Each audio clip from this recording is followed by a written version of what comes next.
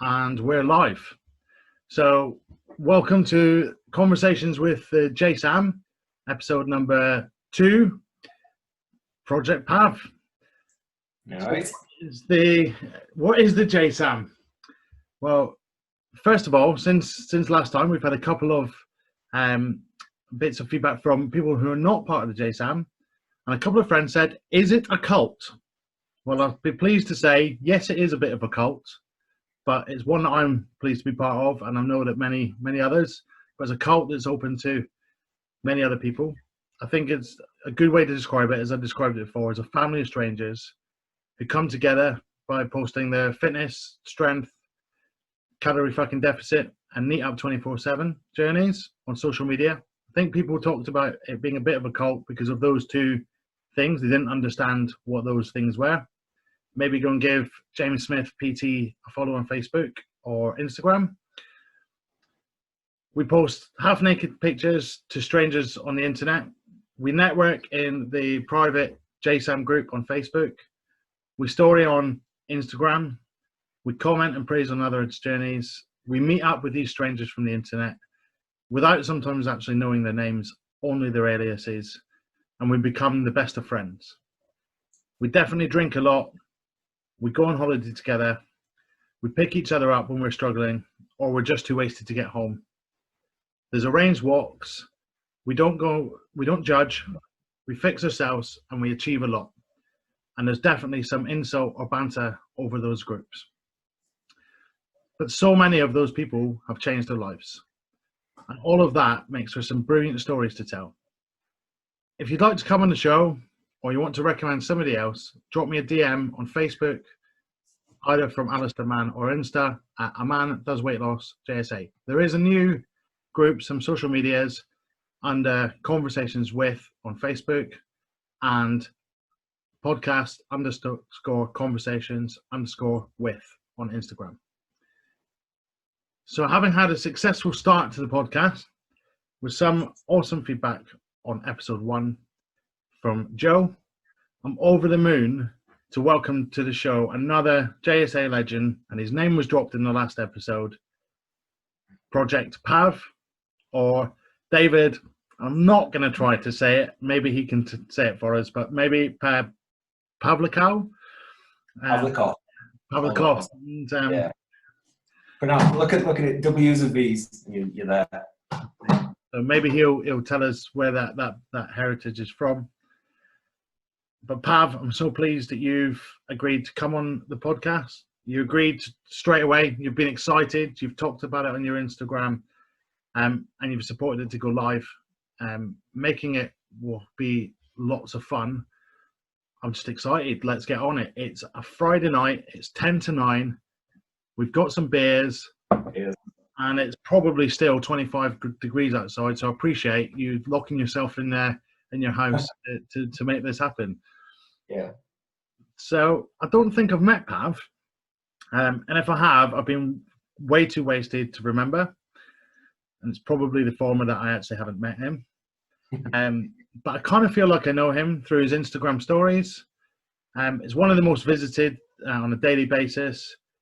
He's a regular poster to the JSAM Facebook group, and he's loved by so many. I know that many people have been commenting to both Pav and myself, saying that they're really looking forward to this episode. So when writing this, I thought, Pav has everything worked out. He's always up at the crack of dawn.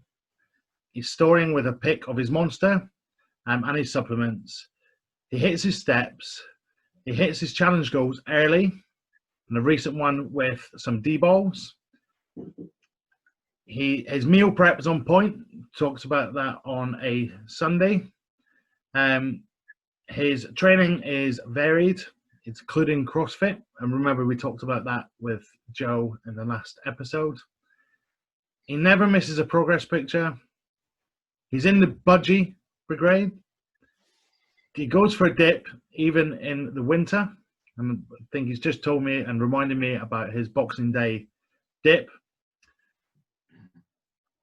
He's had some naps on a Sunday. And I think this guy might just be Mr. JSA him very self. If you're not following him now, I'm sure you will be by the end of the podcast. So welcome, Pav. What do we not know about you? Yeah, cheers, mate. Thanks for having me on. Yes. I think when I put my question box on my Insta, I think it was last Saturday, because in preparation for me doing the beach steps on Sunday, I saw your question come through. I was like, yes, definitely want to do this. So yeah, like, opportunity. Yes, thanks for having me. But yeah, I'm excited to put my experience across to anyone, and if it helps just one person, then great. But I'm more than happy to share my experiences, stories, etc. from kind of like the last 2 years since I've been in and around the James Smith Academy. So yeah, what do you want to know? So you've been in for 2 years. How would you kind of describe yourself as a person? I'm very laid back. It takes something quite monumental to ruffle me. I'm a big believer of, if it doesn't impact you, or if you can't do anything about it, then don't worry about it. So all this, what's going on at the moment, the COVID, if I can't necessarily do something to improve that, or fix it. I can, by all means, I can help with, the social distancing, etc. But I can't directly impact that. So I just got to get on with my life, my routine, my structure, my little bubble as such, and feed off whatever's coming into it. To, is it getting better? Is it getting worse? What do I have to do? But I'm not worrying about it. You can't control what you can't control. Exactly. Yeah. I'm not worrying about stuff I can't control. So, and I've learned that over the past kind of 2 years, 18 months, really. So it's wasted energy. I'd rather focus my energy somewhere else. And that might sound flippant, it might sound irresponsible, but it's working for me. So I am very. I don't think that's irresponsible at all, actually, Pav. I think that's very responsible, because you've got to look after you. Yeah, I think you've got to be, you've got to be very selfish in these matters. I've had people say, "Oh, you shouldn't be doing this," or "You shouldn't be doing this," when replying to my stories, and I'm like, you just focus on yourself, and I will focus on me and my immediate people around me. I'm quite comfortable in doing that, and I don't mind that, and I don't mean that nastily when I reply to them. I'm saying, look, you focus on you, and I'll focus on me. I am very black and white. There's no kind of grey area. I will admit I'm an overthinker. So, like, I will just overthink stuff until I got an answer that suits what I've been thinking. So whether that be right or wrong, and it has got me in trouble in the past, but I'm definitely an overthinker. How else would he describe me? Laid back, black and white. I'm very methodical. I'm very structured. So if things go off plan, even the slightest thing, it tends to throw me. But yeah, I think that those probably, if someone was to ask me what 3 things to describe me, that those would be the 3. Okay, so we spoke about maybe at the start, and this might kind of answer a question from Jack Foster, or Fat Loss Foster, a future guest. And it wasn't a question, actually. It was just said, you might need some subtitles. So, however, I think that maybe some people might be construed with where they think you live, and maybe what your accent is, and maybe what your heritage is. So kind of. Yeah. So I'll go back to you pronouncing my surname, which was a good effort, actually. I think I would probably have to give it an 8.5 out of 10. So my granddad originates from Belarus. when he was still around, and he came over to England before. Was it just before the Second World War? And he pitched up in Huddersfield, which I believe was originally like a mill town, possibly. Is that what they describe them? So it's basically one of the, if you were to travel from Leeds to Manchester, it's one of the last towns that you would hit. It's Huddersfield. So I was born in Huddersfield, came up to Newcastle in '99, pitched up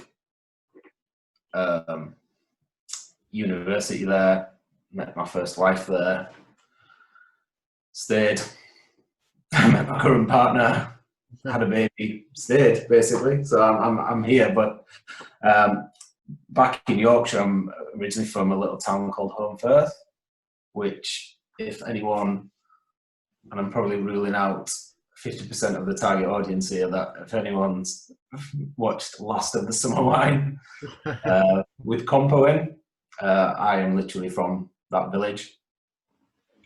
I think also, who's probably, I think you're maybe similar ages to me. I'm 84, so yeah, I'm near there. I'm almost there. Okay, so it's kind of what was only on the telly when we were growing up. Yeah, exactly. Yeah, so there was quite regularly BBC crew popping around, and this old bloke ferried about in chauffeur-driven Merc. There was Compo in the back.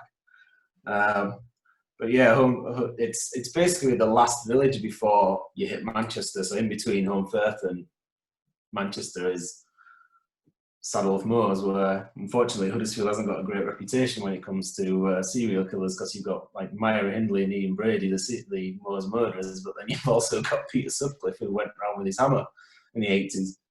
So, so where I'm from hasn't got a great reputation in that respect. But yeah, that's why I've got this kind of Yorkshire Geordie twang. So apparently when I hit Wetherby, I start missing my words out. Start like put it in the boot, stuff like that, instead of put it in the boot. But yeah, the daughter's got this kind of, because her mum's from Sunderland, so, it's in between Sunderland and Durham. So Amelia's got this kind of Geordie Yorkshire Mackham twang. And sometimes she'll come out with some words that I'm like, what are you saying? But yeah, that's kind of me and where I'm from, my heritage. That's fantastic. So there's your Insta's kind of full of, so there's kind of a couple of things that you think you know him by, but you've just recently published your top 10 Monster drinks. Yeah. And Fat Girl Guide asked me to ask you about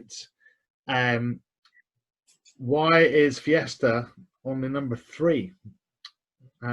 So if anybody doesn't know that, there's a whole class of energy drinks on the market, and we're not, no product placement here. There's many others, but Pav's got a bit of a liking for Monsters, even at 5 in the morning.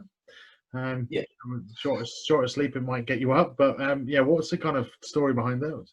So the story behind the Monster is when I originally first started my fat loss journey as such. I first started following Martin McDonald, and he was a big advocate of them. It's not bad for you, it doesn't cause diabetes, etc., etc., etc. And this drink, which I've never had before, it was marketed as 0 calories. It's actually 11 calories, but they're allowed to market it because it's below a certain threshold. And I thought, all right, I'll try it.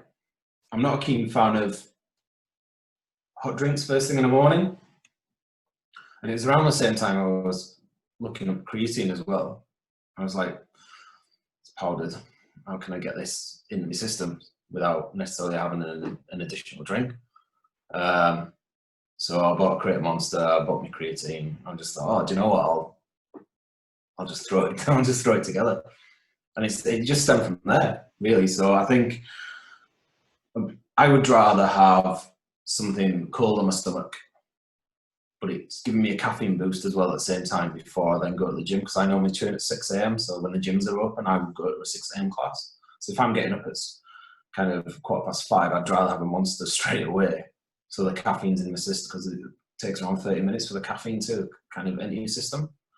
So by the time I'm hitting the CrossFit class, then I'm like, right, like, let's go. I've also got my creatine in me as well. But I will also use it as an appetite suppressant as well. So I find fizzy drinks curb my appetite. So if I'm really watching my calories, and I want something, say, midday, I've been up since 5 o'clock. If I want something midday to kind of see me through the afternoon, to kind of, especially when I've got my head in spreadsheets and stuff like that, give me that. Instead of having a coffee, I'll have another Monster, because it's going to give me a caffeine boost. It's going to suppress my appetite. I actually like the taste of them, so it's kind of a win-win-win situation for me. But it's kind of escalated into this when new flavors come out, or I will go out and buy them and try them. It's like anything. You don't necessarily like everyone.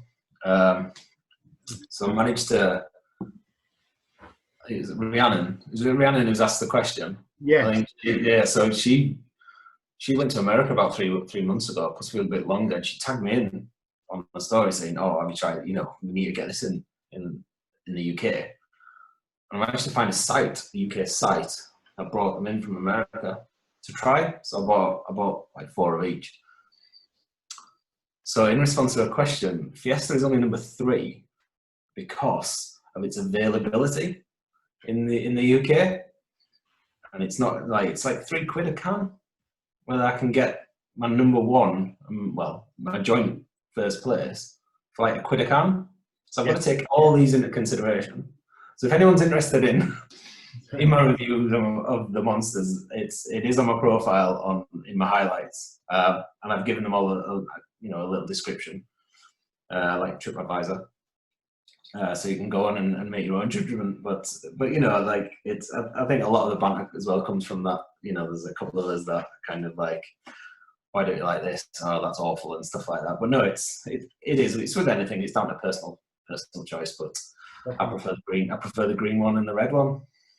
So, I tried the green one. Anybody who's listening and knows that I've got a slight heart condition. I shouldn't be having them, but oh yes, that's what you would say. Yeah, when they do give you that massive kick, but there's Pav's reason behind having these Monsters, and if that works and helps you, like you said, suppress your appetite. There's absolutely, like I say, I used to drink when I was an idiot. I used to do the whole bulletproof coffee stuff. I was like, what's worse, like having an oily hot drink on your stomach before then working out? No chance. But no, ever since kind of then, really, I'm like, no, I don't want a hot drink. I'd rather a cold one. It's much easier as well. Yeah, it works for you. So, plus you can just jump in the car with it and it's with you. So, and you can transport it if you're at work. You don't need to get up from your desk or anything. Yeah, exactly. So you mentioned spreadsheets. Then are you so sounds like you use that at work, spreadsheets, and yeah. I've got a coffee mug that says "I love spreadsheets" on it. Yes, I've got probably the exact same cup. So, and does that transport back into your fitness journey and things? Do you track things quite detailed? Are you quite analytical person? Or when I first started, like 100%, I was all of my calories, sleep, because at the time I had a Fitbit. I've gone to Garmin now that track my sleep, and I'm loving that. I'm at a stage now where I'm not necessarily as anal on my calories. I've got to the stage, and if people can get to that stage, then it's great, where you can just eyeball stuff. So I don't necessarily track my calories as much, but things like steps, heart rate, resting heart rate, how fast I'm walking over certain lengths, things like that. Yeah, I'm all for the data. Like I use for my weight, I use an app called Happy Scale, and that provides you with a moving average. Yeah. So I'm all over that. Yeah, me too. I mean, I've got an Apple Watch and a Garmin, but I've got a Garmin scale, and you're a daily wearer, which I think is maybe contradictory to maybe some of what the JSA do, where they measure, they don't weigh. I remember you talking about that actually you look at the average number, not the daily number, and I do the same. I use the Garmin scale, which links to my watch and everything, and I just look at when I put my weight in the JSA app on a Sunday, I pick the weekly average rather than what my weight was on that day. So yeah, it sounds like Joe talked in the last episode about tracking your calories on continuously for like 870 days, which I know some people spoke to me about and said that was one thing they really realized they didn't know. But you just talked about being able to eyeball a food and go, oh, that's 600 calories. So going back to the daily weighing, I know it is kind of contradictory to what the JS advise, but I think it's an unbelievable tool if you are prepared or if you can use it right. So I think if you can understand and recognize that you are going to fluctuate between 4 kilograms in possibly 2 or 3 days, based on what you eat, based on your activity levels, based on how much water you are not drinking, based on how much sleep that you're having, then use it. If you can't, then don't. Use the mirror, use your clothes, use the tape measure. I just can't be asked to use the tape measure anymore. I'll still use my clothes as a guide, but I know from past challenges where I have measured and weighed, etc., and go on so on. I know that my measurements will correlate to what it says on the step. Okay. And until that changes, no one is going to tell me not to use the scales. I will use them every day. Okay, yeah, I think so. And maybe just to kind of asterisk that point there. I know that women with their cycles, you fluctuate maybe a lot more than that. So, that's something for women to be careful. But as Tom Water says, you've never been a woman, and I've never been a woman. So, comment on that. And I know some women who do use the scales every day, but they recognise they're fully aware of when their cycle is.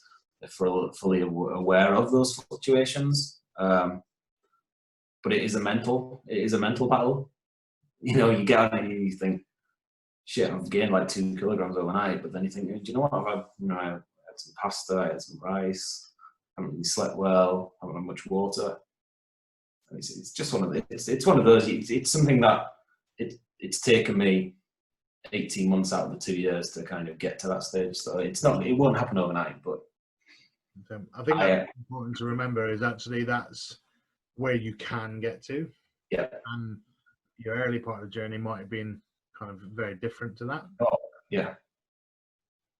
So as maybe going away from the fitness a little bit, kind of what's kind of your hobbies away from that music, film, books? I'm not a reader. I just can't. I got James's book in January. I still haven't opened it, apart from when he signed it. But no, I'm just not. It was one of my New Year's resolutions to try and start reading, but I just I need to be on holiday, so I can. If I'm on holiday, I can read a book cover to cover, a decent sized book in 3 days. No problem at all. Just at home, I've got no interest, unfortunately. well, I mean, for you to squeeze it in, I'd be thinking, you probably got to take away even more of that sleep that you're. I know, exactly, yeah. But no, I'm not a big reader. I'm only just getting into kind of podcasts as well. I prefer when I go on my walks to listen to music because it's an upbeat and I can, it's that kind of that music rhythm, and I'm stepping along to that. So I'm only just getting into podcasts. Obviously, I've listened to Jim's podcasts. I've started listening to Jordan Syatt. Yep. I really like him. It's very similar to James in his approach, but I don't know. He's a really easy listen. I tried listening to Joe Rogan's, but it's 3 hours. Yeah, there's lots that are very long. So the Joe Rogan ones, I find that sometimes I just watch on YouTube the Joe Rogan clips. Yeah. If anybody's listening and you're into podcasts, you'll have to know that Joe Rogan is going purely over to Spotify. Is that a good thing or not? It's probably for him at $30 million or whatever he's getting paid for those. Yeah. But you mentioned Mark McDonald and maybe nutrition. Kind of what's I mean, we might be jumping around here a bit, but what kind of learnings on nutrition have you taken? Because since maybe joining JSA and going on your journey, you mentioned you were taking things from him. Was there been any other learnings that you maybe stuck?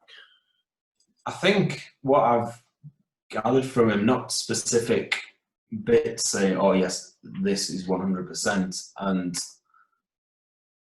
I think it's the cherries on the top, which I can possibly adapt a bit later on. So about when I'm getting to a certain stage and I want to maintain or I want to reverse diet, etc. It'll be things that I've picked up from Martin McDonald, Ben Carpenter, Jordan Syatt.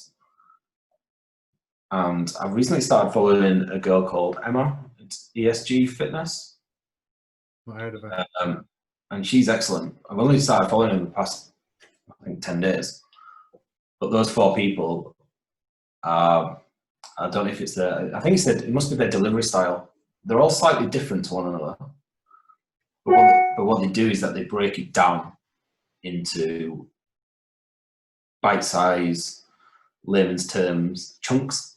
That's probably the best way to describe it.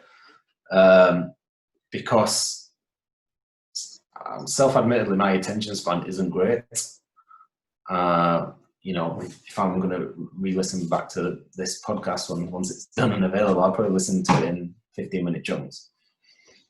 So, yeah. But those 4 especially, I think are great at what they do, providing the free content and just how they explain everything. I've learned something off those 4 people every week. Brilliant. So just before we kind of maybe jump into your journey, music. What's kind of music? Well, I've actually got a playlist. Plug. Like a playlist. Yeah, but that's just stuff that I use for when I'm out walking. If you've been watching my D-ball videos, you've probably seen me with my headphones on. It's just upbeat stuff when I go do the beach steps. So that is very kind of housey, funky music. That's probably the best way. I do like Oasis. They're probably my favourite band. Sigma. Just to be honest, I can listen to anything. If it's got a beat, if it's got a beat and it captures me, if you know what I mean, if it just kind of hooks me and I'm like, oh, that's all right, then I'll listen to it and possibly see who sang it and go down that rabbit hole and find their other songs. But I wouldn't say, oh wow, I am definitely a massive fan of one person or one band and follow them all the time. it's just not me. Well, if people want to, see what's going on in Pav's headphones, maybe go and check Yeah, it's your playlist. Is it just a Project Pav playlist? it's playlist Pav. Playlist Pav. There's a whole brand of Pav coming out here. Then. Yeah, no, exactly. You have to copyright it all. Yeah, certainly. So, kind of, just one last bit then, maybe. Yeah. So I know that you've got a young daughter, and when I look at kind of in JSAM group, there's often questions about from new parents or parents with children and things about how do they continue to or start to manage their own fitness and health journey with that little one around. How have you kind of found that or adjusted to that? I didn't at first. Just didn't. It was a continuous cycle of balancing sleep, keeping her alive, and eating convenience food, including takeaways. And that's what kind of led me to the kind of the start of I need to get my shit together. But it is difficult, as a lot of my friends in the James Smith Academy are parents, and we're regularly having chats about Jesus, didn't get much sleep last night, or so and so was an absolute little shit, or and it's just it's a constant battle of who's been a little shit and who hasn't been asleep. There's no sugarcoating it, I'm afraid. But I guess maybe that discipline of I've got to get back to it, and maybe the James Smith way of you can balance your calories and allow yourself to have the bad day.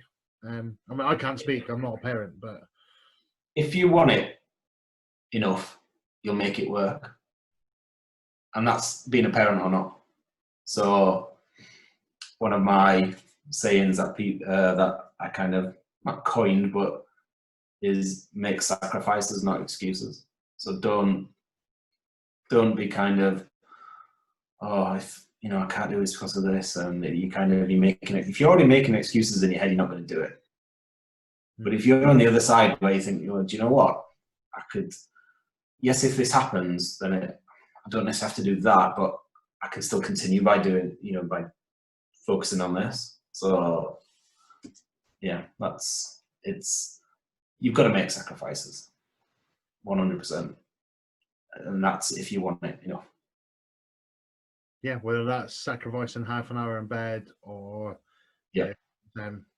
sacrificing night out with the boys or whatever it is that you've got to kind of be disciplined to yourself. So I think you mentioned it on your Instagram story maybe a couple of weeks ago or earlier this week when it was run up to Amelia's birthday. Amelia's Pav's daughter. And you mentioned that was your why. Yeah, definitely. I was when Amelia was born, it was in my head. But like I say, that as every parent will tell you, those first kind of 9 to 12 months, God, like absolute whirlwind. But it was in my head straight away, and I was always carrying a bit of weight when she was born, and all I had in my head was I didn't want to be the fat dad. I didn't want to be the fat dad that wasn't able to run around the garden, where I wasn't able to run around the park or be on the beach, not being able to take part in sports days with her and things like that, and it absolutely scared the shit out of me.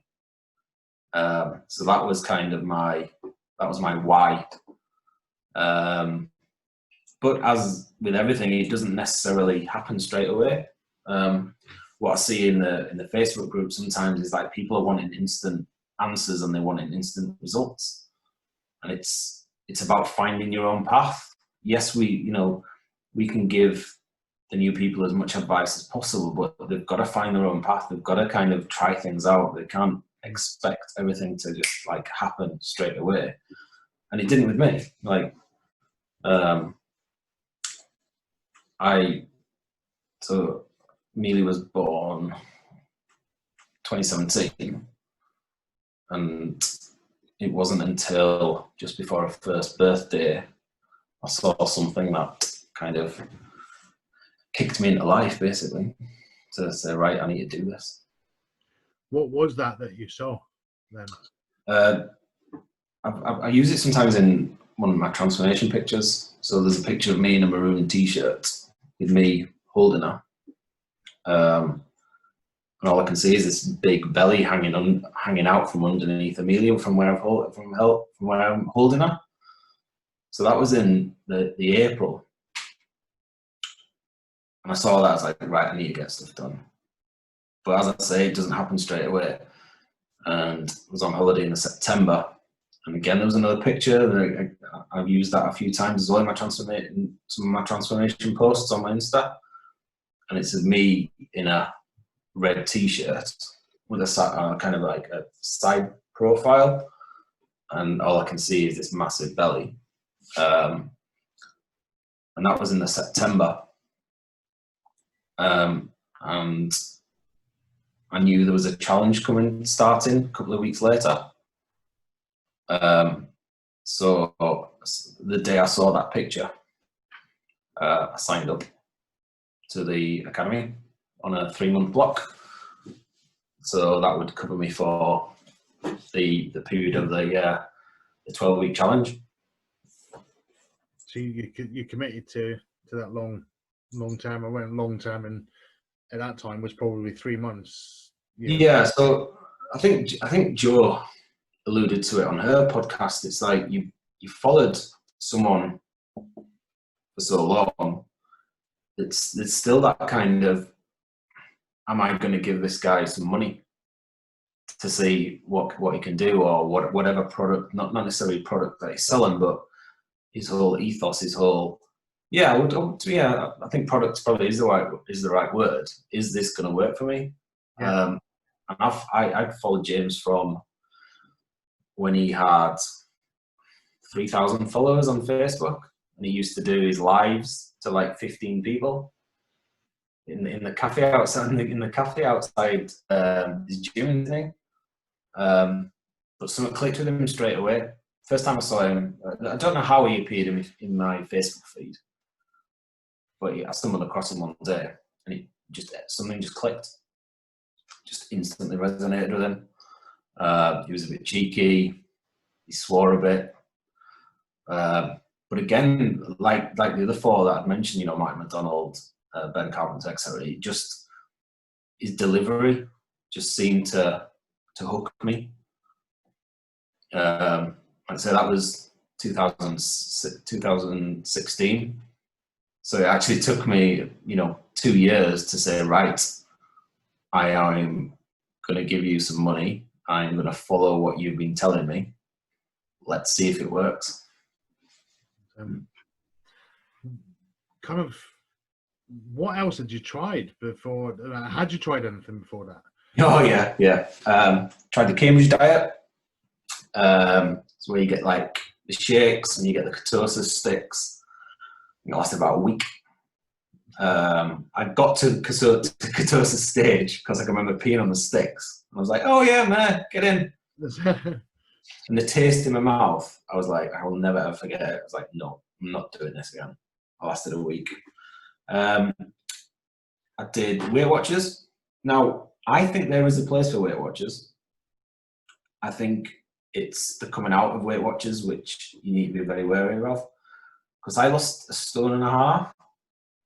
Okay. And it wasn't a case of that I put it on straight away. It was just a gradual. And that was just due to circumstances at my time. So I lost 1.5 stone.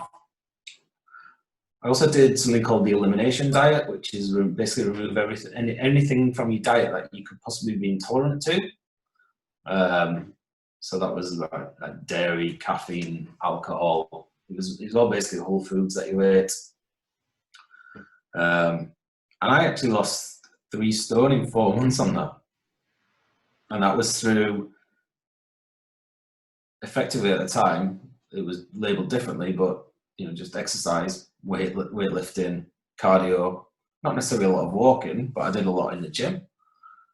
And my PT at the time, he guided me through the reintroduction of food. So it did work. So there is a place for these fad diets. It's just, I think it's just the aftercare service. It's how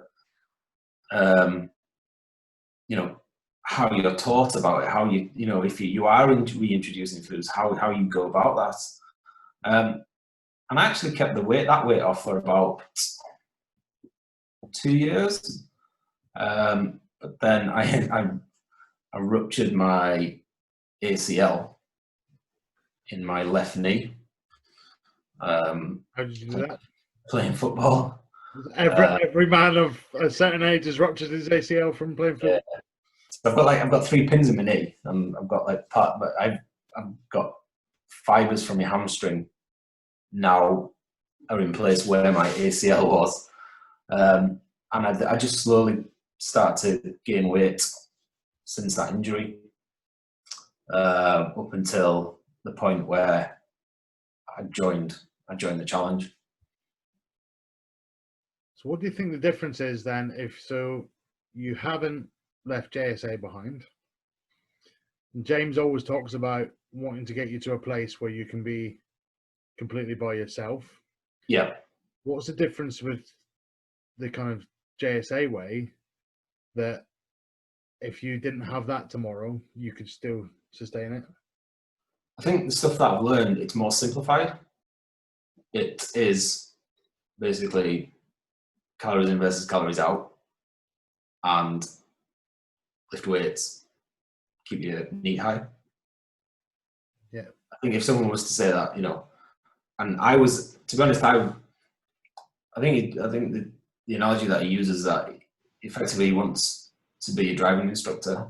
You come in, learn for a couple of months, go away, do it on your own. He openly admits that. Yeah. So I've done that.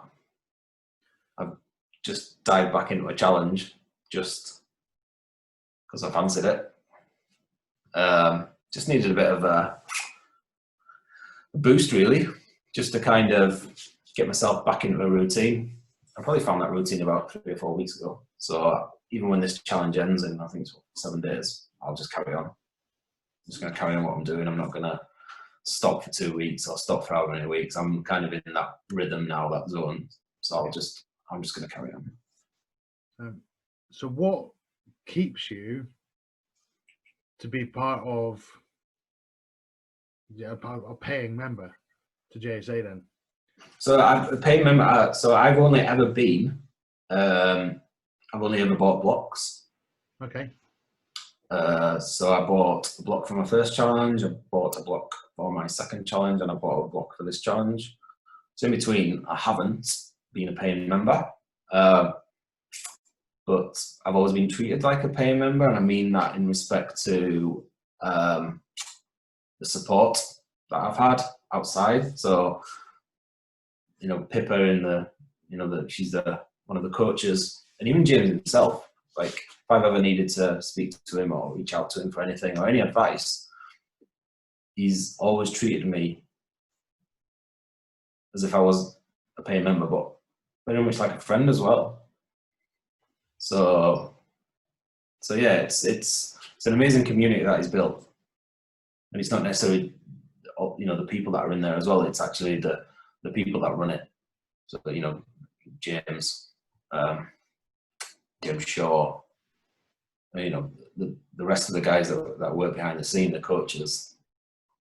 I can't recommend it highly enough. What about your fellow JSAMs then? Do we help?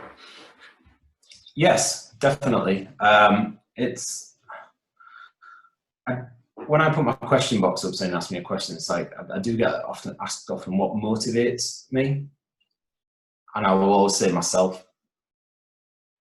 I motivate myself. Motivation comes from within. I'm a big believer of that. I think what I alluded to earlier, if you want something, if you will do it. If you don't, then you won't bother.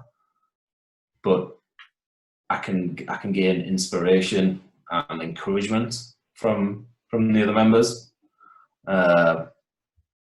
there's little pockets out there. You will always get that.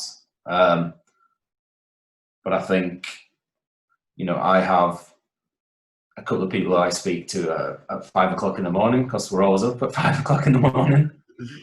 And like, if you're up, if you're some days, you get up at 5, or you're out the door for 5 o'clock, and some days you are like half asleep, and you send a message you see someone's story and they're up, you drop them a message, and you're back and forth, and within 40, and it's 40, you've gone 45 minutes, and you're still talking, and you think, oh, do you know what? I've actually done 45 minutes of walking, and I haven't even realised. So there is that help. Like, people are helping each other where they may not necessarily think that they're helping, if you know what I mean. So you've got people who I speak to at 5 a.m. I've got other people I can speak to about nutrition.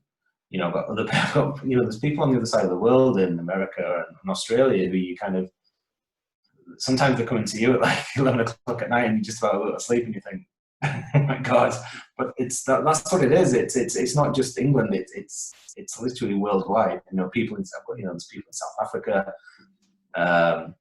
So people in New Zealand as well. So yeah, it's amazing what's come from this. Absolutely. So, kind of just before we maybe jump in, and maybe you can tell me about those challenges. You mentioned maybe asking questions and things on Instagram. When did you did you gain confidence to jump on and start storying and talking to your phone and using Instagram in that way? Because I think you're really active on it. You do your bath time stories, and I know you were asked recently about, was that Jack Foster? It was definitely Jack. Jack definitely started it. 100%. I set up this my JSA. I call it JSA. It's not necessarily JSA account, but I set up this account when I started the challenge, and I was just going to be using it as a kind of an accountability diary as such. So I set it as private. Didn't let any of my mates, any of my family, or anything like that join. It was just purely for JSA members, because I think I'd seen a post earlier on in the group when I joined about people setting up Instagram accounts and following each other and encouraging and stuff like that. And when I first started following them, like, they were posting their profile, their progress pictures and things like that. And because it was private, I just thought, well, if everyone else is doing it, I might as well. So I wasn't too concerned about posting my my progress pictures. The stories were more, that came as a bit of a slow burner. So I set up the account in October. I probably didn't start talking on it until December.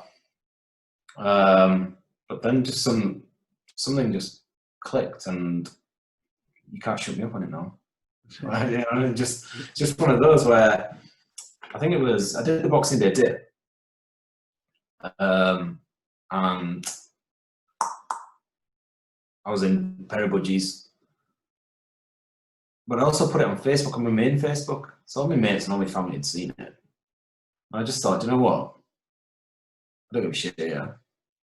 Everyone's seen me in a pair of budgies now, so I just let it unprivate and let the floodgates open, so to speak, so anyone could follow me. So again, I think it is just in that mindset where, you do you and I'll do me, and it kind of that's around the budgies as well, like the budgie smugglers, and I refer back to James again on that. I think he put a post on around the time where, he was wearing budgie smugglers. Why should you care what people think? And I thought, you know what, for the next challenge, I'll buy a pair and I'll use them as my progress pictures. So yeah, it was kind of all linked, the stories, making my profile public, and all the budgie smugglers, it all kind of came together at once. And I just thought, well, do you know what? Fuck it, let's go, let's do it. So, how many pairs of budgies have you got? 10. 10 pairs. Amelia, I've got, on one of those 10 is a matching pair with Amelia. So you and your daughter have got matching budgies. We have, yeah. She's going to hate you when she's older. Nah, she love it, man. She love it. Loves it. So just to kind of recap, maybe so if you watch Pav's Instas, and you'll be able to see him getting in the mouth of the Tyne, which, you know, according to there's maybe a bit of a battle between you know, some others that don't get in the water, that the East Coast is warmer than the West Coast, but I think it's still you know, very brave to be doing that. And you know, maybe did that come from the kind of James Smith thing of, you know, a dip is a swim is for the sword? A dip is for the sword, yeah. No, it started from the Boxing Day dips. And I've read about cold water therapy.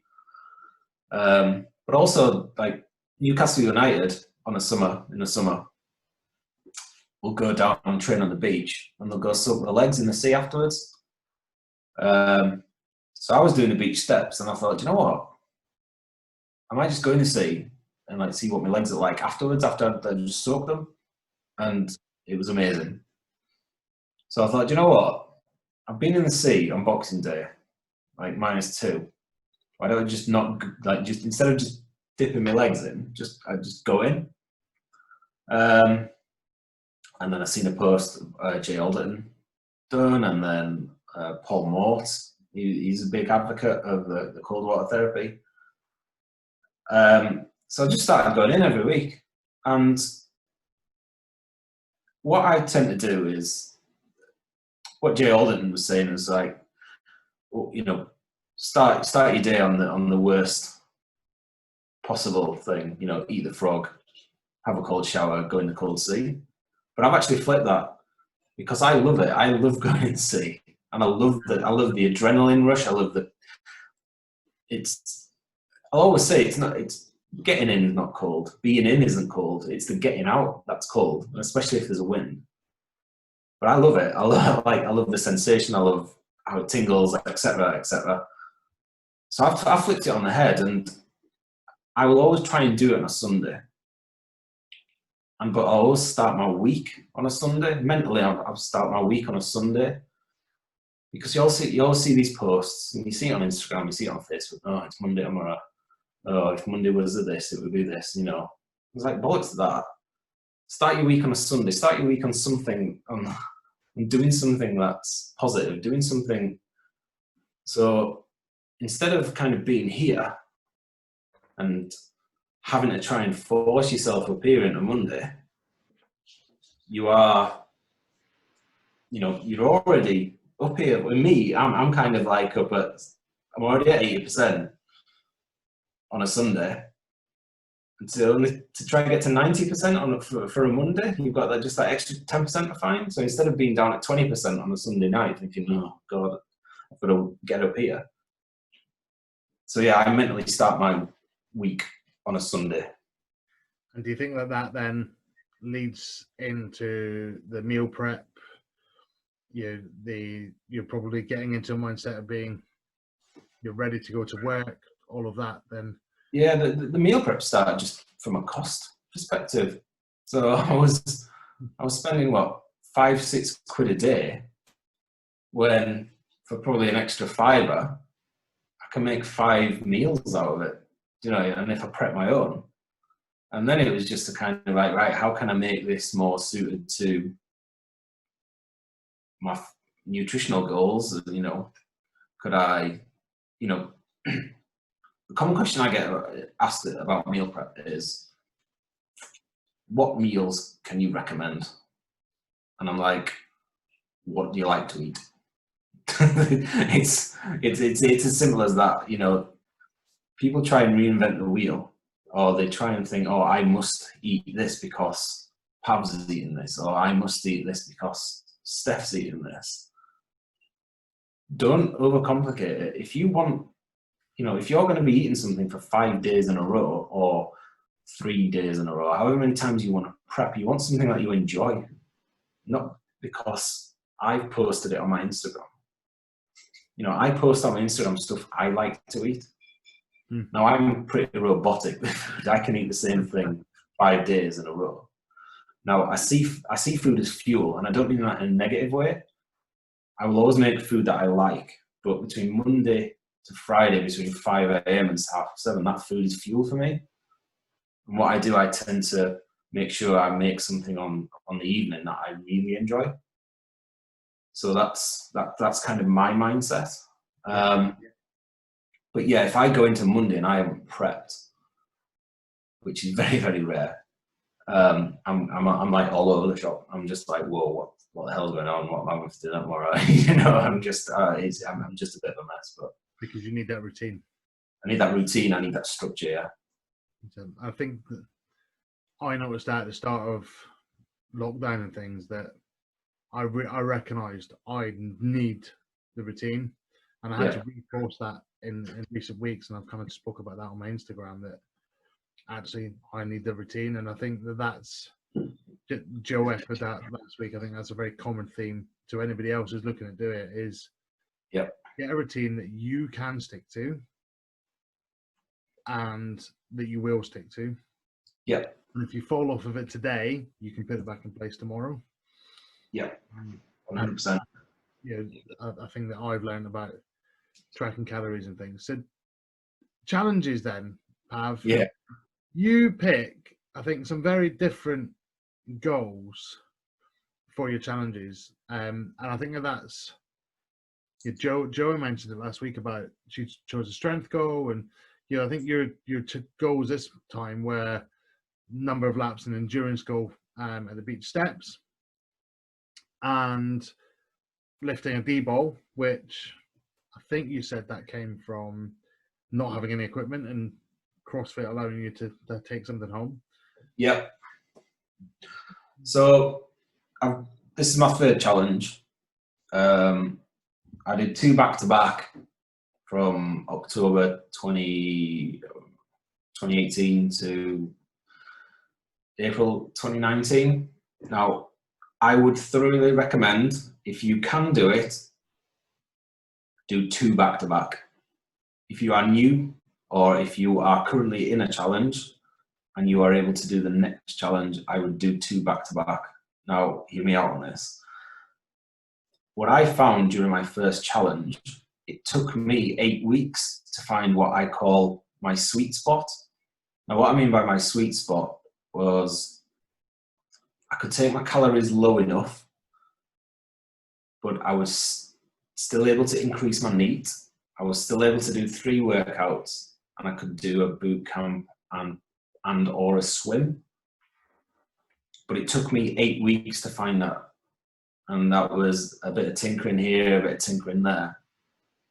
So when I found that sweet spot after 8 weeks, I thought, I've only got 4 weeks left of this challenge. I'm going to do the next one.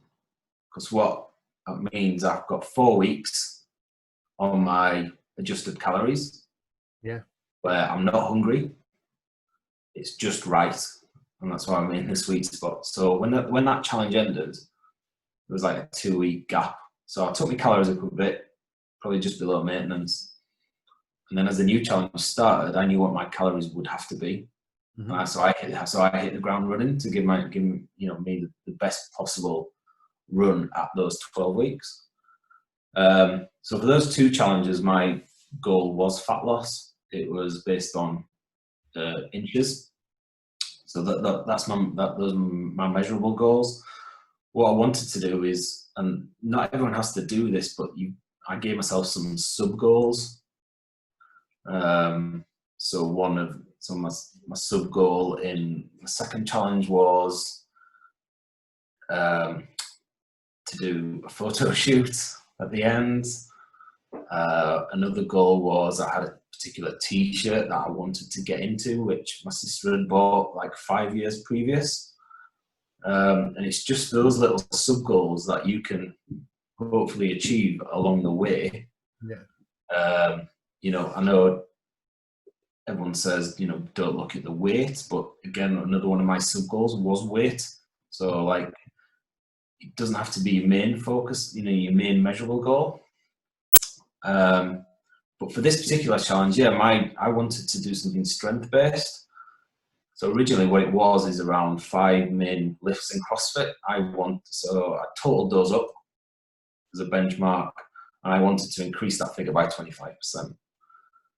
But as the challenge went on in the first 3 or 4 weeks, it was evident that the gyms weren't going to be open. And luckily my gym was letting members borrow the equipment, so I managed to pick up a barbell, a couple of 15-kilogram plates, an ab mat, and I also picked a D-ball. And the reason I picked a D-ball was a couple of weeks before lockdown, I'd been in CrossFit competition, and one of the WODs included a D-ball, and I really felt it, like from my ankle to my neck, like really putting the effort in. And then a couple of days after the competition, one of the actual WODs was picking up the D-ball and throwing it over his shoulder. And I thought, do you know what? If I can do that at home, you know, a couple of days a week, I'll do it.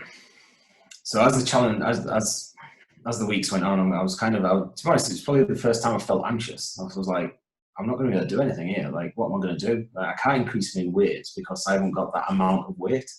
You know, I haven't got a squat rack. I haven't got anything like that to actually do it. So I spoke to Pippa, one of the coaches, and I said, look, I've got a D-ball. You know, what do you reckon? You know, I could do something with that. And she goes, yeah, it sounds great. So I calculated, did a bit of quick maths, how many days were left in the challenge. It weighed 50 kilograms, you know, honestly put to figure out the air, thinking, right, 150,000 kilograms over 53 days, how many reps would I have to do? So I mailed James Shaw and I mailed James Smith. I got a reply back within an hour of both of them saying, yeah, this sounds good. Just crack on. So that's how it came about.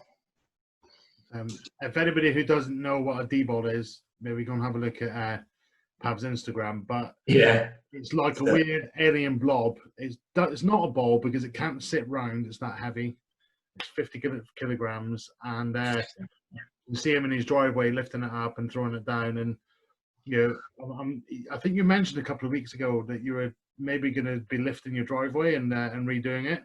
I think you might find that a bit more difficult now. Oh no, sorry, those slabs are going to be well knocked into the ground. But honestly, the deal, I thought it would get easier, and it just doesn't. It's so unforgiving, and it's a total body workout from my ankle to my neck. Every day, I'm blowing out my ass once I've done my reps. Honestly, it is exhausting. Do you feel stronger? Yeah. I look stronger. Like I'm heavier. I'm actually heavier than I was at the beginning of the challenge, but I look leaner. So that has to be muscle. Yeah. Kind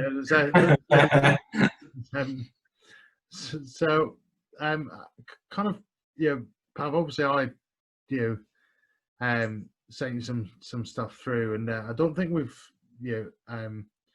spoken about maybe meetups. Yeah.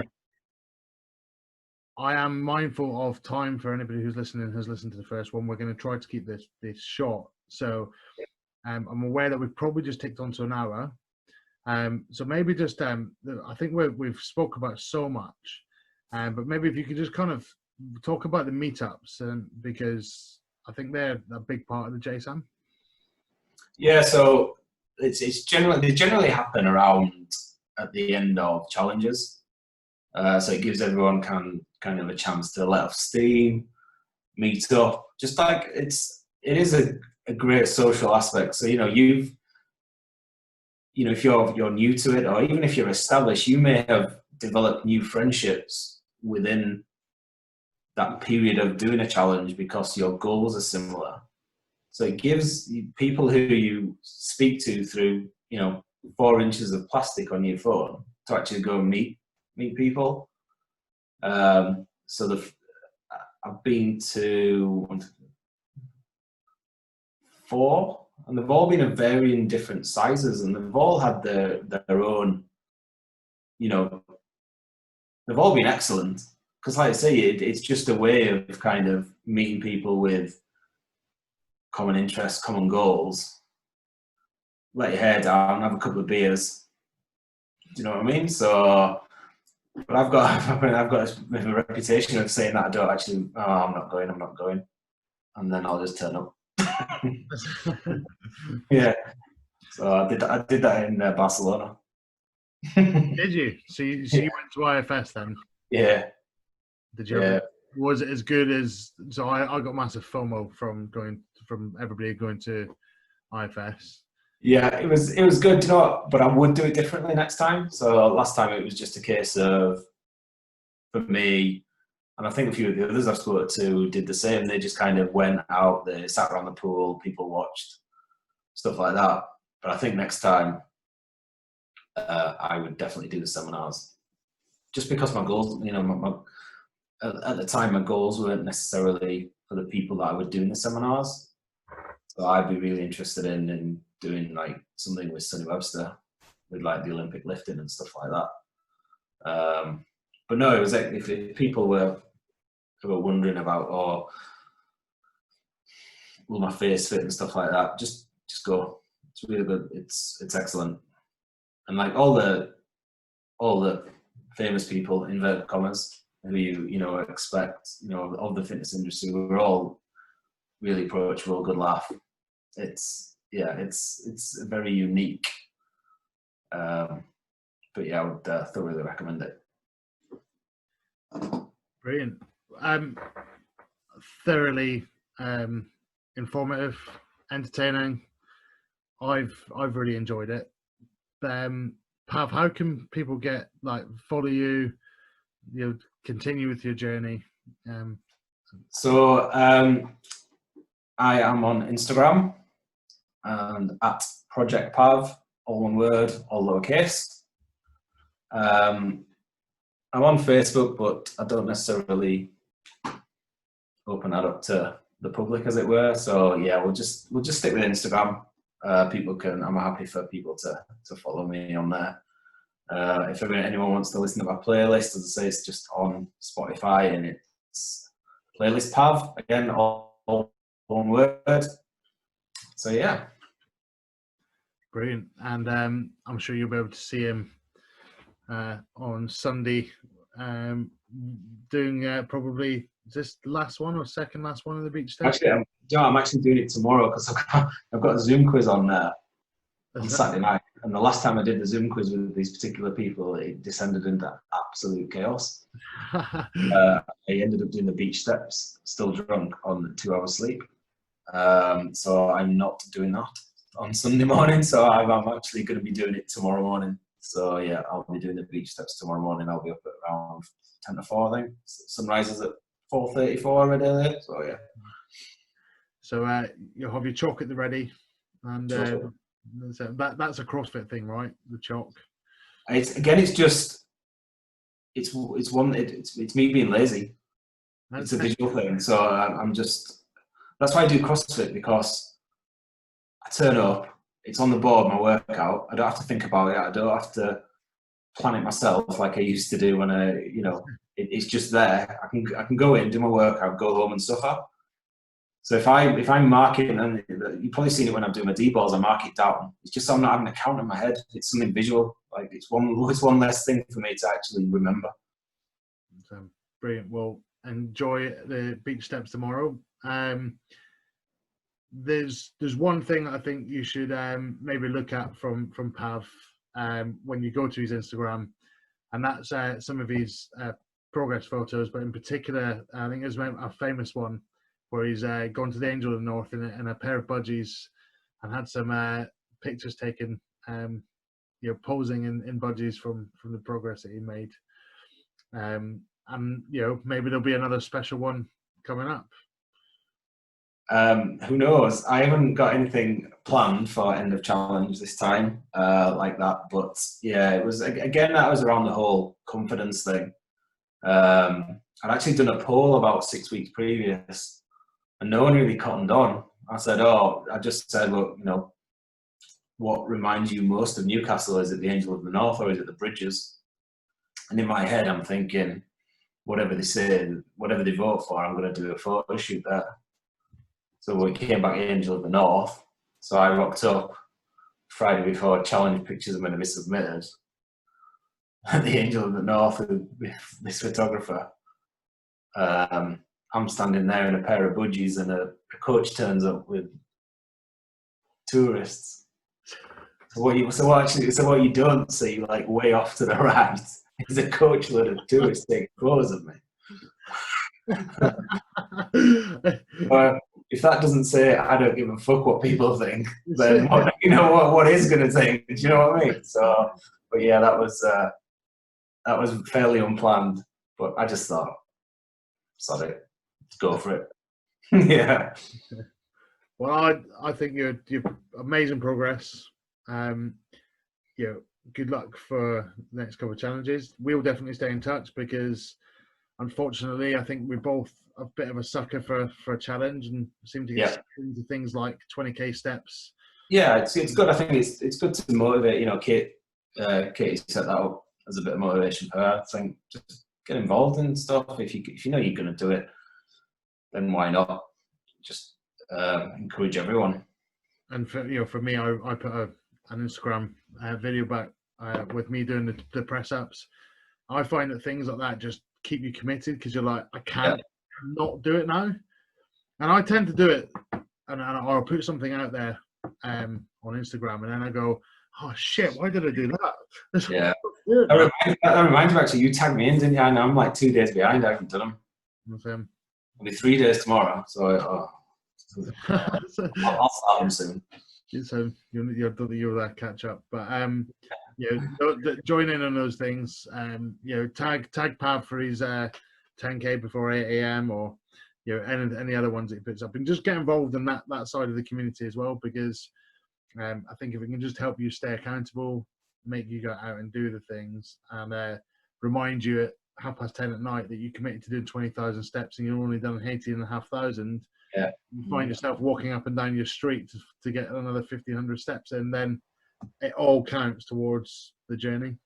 I'll walk around your kitchen island like I was doing yesterday. I did walk around the island. Yeah. Getting dizzy. Well, Pav, enjoy the rest of that 4-pack of Project 1879 or 1079 we're drinking. A bargain at one of your leading supermarkets. But have a great weekend, mate, and thank you very much for coming on. No worries. Thanks for having me. Cheers, Pav. Cheers, mate.